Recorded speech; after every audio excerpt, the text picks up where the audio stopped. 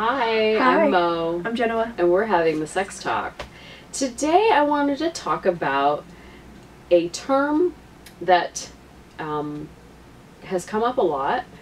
I've never heard of it. And she's never heard of it. So I thought, let's do an episode on it. It's called NRE, which stands for New Relationship Energy.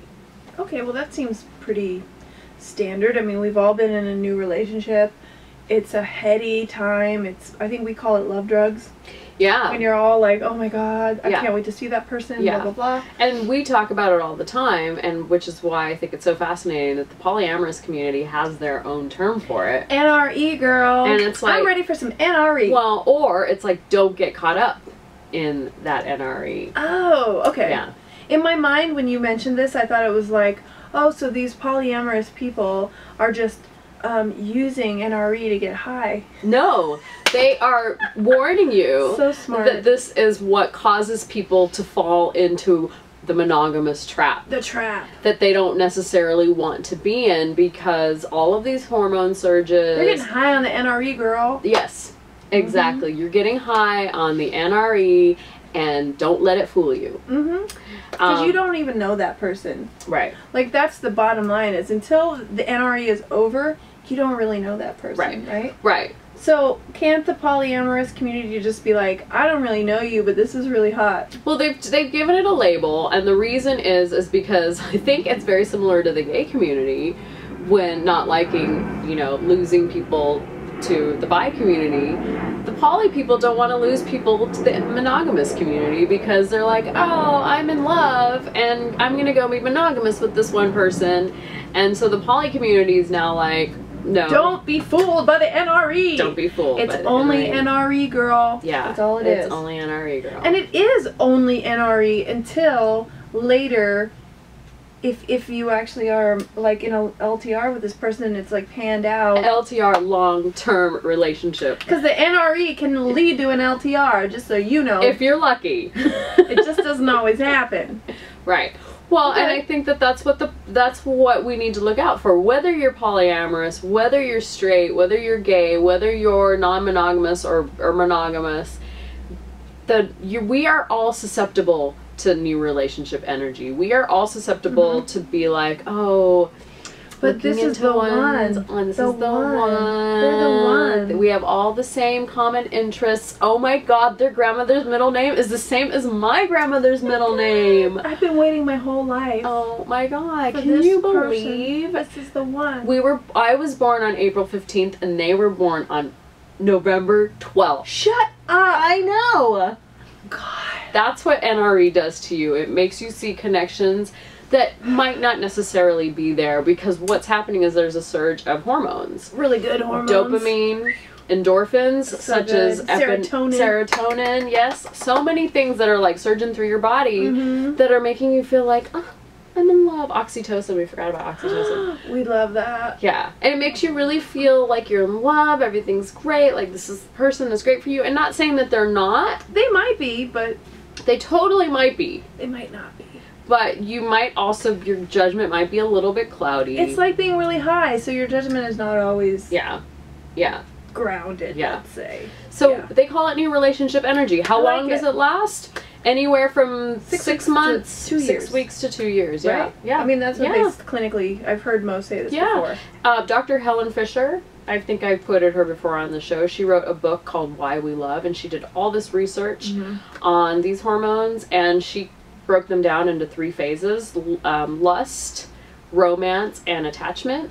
So lust is the first phase, and it lasts for like 6 months to 9 months. The romance phase, the second phase, it lasts from like 9 months to at the most 3 years. And then the final phase is the attachment phase, where all the hormones have faded and now you're in a long-term relationship. Fuck. Yeah. Boring sex. Read boring sex. But what Helen Fisher says is that biologically the reason we go into that phase is so that we can now raise the children. I was going to bring that up. Yeah. As a gay person, it always bugs the shit out of me when everything always comes back to straight people having children. You can't see a show about attraction without it leading to straight people having children. So clearly gay people do not count in any of this.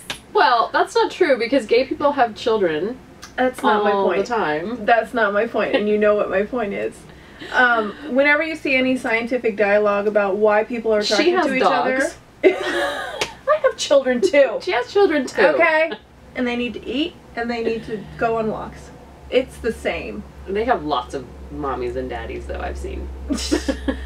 So, I love the poly community for labeling this thing that we've talked about so much. Mm-hmm. And instead of what I thought it was, it's like, yeah, let's just use this NRE for all it's worth. But know what it is. They're like, be careful. Right. Their whole thing is like, be aware. And my whole thing, and our whole thing, I think, is like, also be aware. And it's not just for poly people. It's for anybody in any relationship. Like, yeah. Careful what you're getting into. Like, we want you to be in love. We want you to experience all those great things. But we also want you to have the little person on your shoulder saying, you know, like, hold on to yourself. You know? Don't lose yourself. Don't go signing any contracts during. Right. Well, you've got this NRE going. Right. Don't go buying houses and signing up for babies and. Signing up for babies. You are gay. Whatever it is you do, wait till that period has subsided a little bit. And then make sure that this is the right person.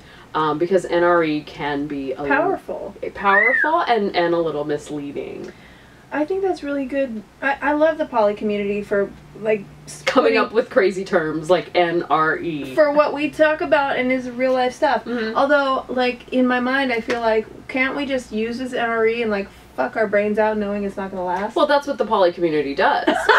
But I think that's the whole thing. It's like in the poly community, you are maybe dating several people at the same time and probably only having NRE with one person. And so I think the tendency then is to focus all on that one person and ignore and the everybody rest of the around community you. Is like, hey! And it's like, wait a minute, you've got commitments that you've made with other people. That's a lot of work. Well, no one's saying that it's easy work being poly or non-monogamous or general. Anything, but I'm just, you know, it's just important to recognize that if you have devoted your life to being non-monogamous and you have several partners and you meet someone and all of a sudden you have NRE, that doesn't necessarily all of a sudden mean now it's time for you to be monogamous. Just pay attention to your feelings and wait it out a little bit. I like that. I like that a lot. That's really good advice. I think so too. Hey, I think that was the sex talk. Ding.